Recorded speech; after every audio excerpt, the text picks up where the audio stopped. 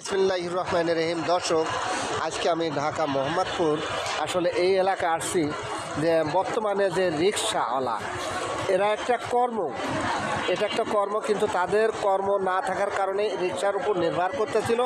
এখন সরকার হঠাৎ করে এই ভাঙচুরটা শুরু করছে। তারা অনেকে দাবি করছে যে আমাদের একটা ব্যবস্থা করে তারা যেন ভাঙচুর করে, এরকমও কথা বলা হয়েছে।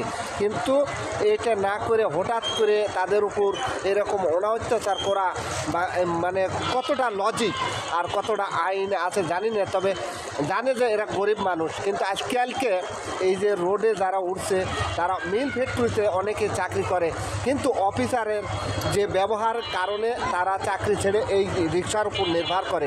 কি বলেন ভাই? না, ঠিক আছে।